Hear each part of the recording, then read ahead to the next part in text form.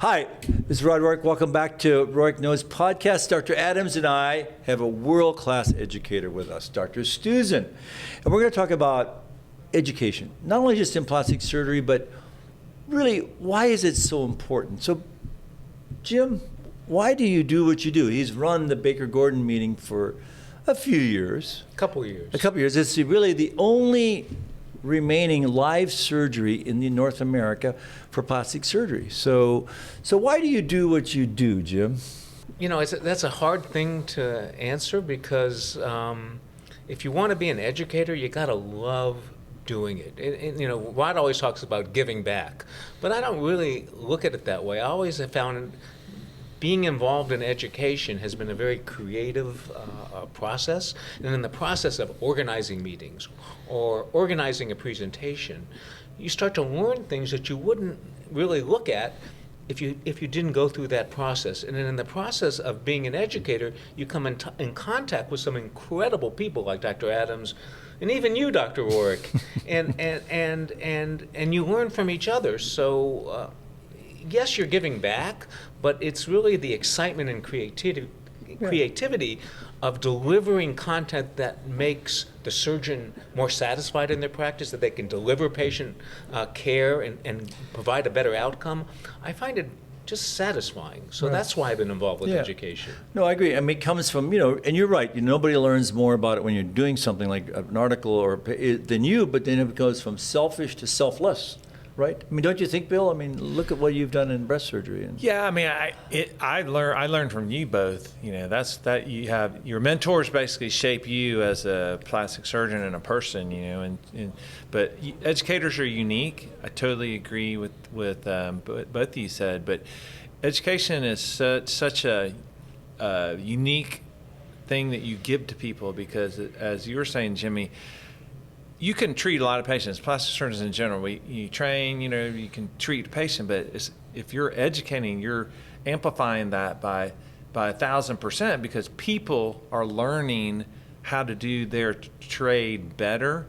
And that's a gift that you're giving people for the rest of their lives. And that's a way, I mean, to me, it is a bit like giving back. There's been a lot of people that have helped all of us along the way, but being an educator is not easy, but it's an incredible gift. But don't you think you're a better surgeon? Absolutely. Because you've been an educator? Absolutely. Because in the process, you've distilled what you've learned, and you've come in contact with a lot of people doing it different ways, but you take a little something from each of those people and you add it to your practice. Yep. So it's such a win-win. Very unique. Very unique, and it's a privilege. And you've organized programs. Don't you find it creative to bring those great minds together in the delivery of talent? I love it. So no, it is, and it's giving back. I mean, I know it truly is. I mean, and you become better for it. You become better, and look at the unique opportunities we've had in plastic surgery, the White Journal. Yeah. How many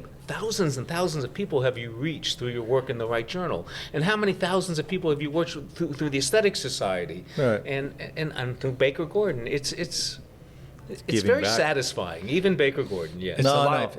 But it is. Education it's a life. You live the life. It's not that you just today wake up. I'm going to be an educator today. No, it's like you guys do it every day. You live it, and it's unique. So and there's not that many actually really good educators around, but they are so invaluable. Right. I mean, it's very few. I mean, Bill's right. I mean, we all say I've run big institutions. There's so few real true educators.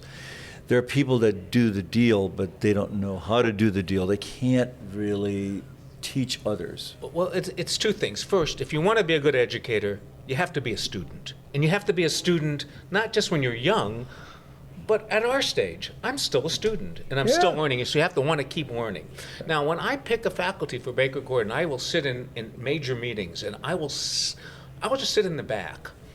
And and it's what you said, Rod, there are very few, because you'll hear a lot of presentations, but then you'll hear the one person that gets up, and all of a sudden the audience is listening, and they know how to distill that information and give it to the audience in a way that the audience engages. Right. And that engagement in an educator is the rarest of qualities, and those are the people I bring to Baker Gordon. Right. And that is the greatness of the Baker Gordon meeting. And Right.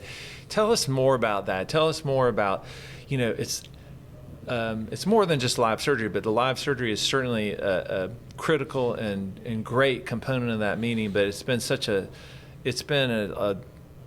a true, icon in plastic surgery for 50-something years now, right? 58 years is going Wow. on. Well, this is Tom's Baker's legacy to me, and I've tried to continue it. Tom started it because he didn't know how to do aesthetic surgery, so he invited a few people who would share their ideas so he could learn how to become an aesthetic surgeon, because there was no books or textbooks or videos. So how do you learn aesthetic surgery when it's not taught in your residency?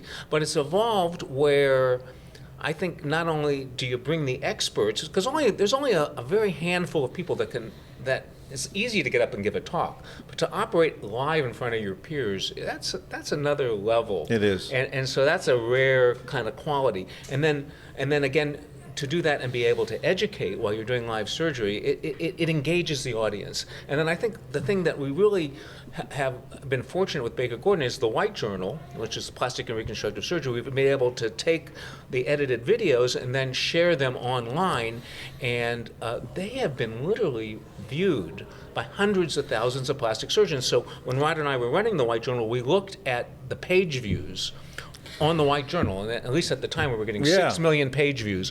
15% of those page views were Baker Gordon videos. So you can see that people read articles, but to really engage, to learn how to improve their practice, now we have the quality with streaming video, and I think the Baker Gordon meeting has been part of that contribution. And I think that's what the Plastic Surgery Channel does too, because you're Exactly. engaging viewers that you never get.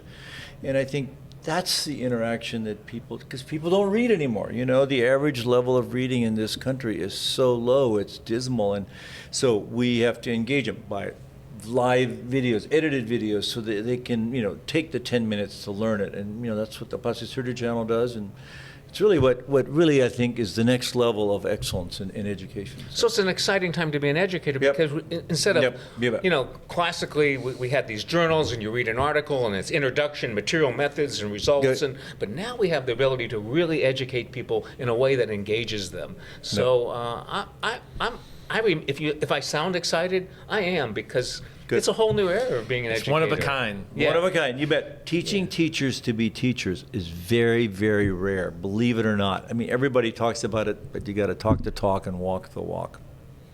That's what we say in That's Texas. full throttle. That's full throttle, man. Full All right. throttle. We love your comments and questions. Thank you, Dr. Stuzin, Dr. Adams. Living the dream. Hey, happy Live the birthday. dream. All right, you bet.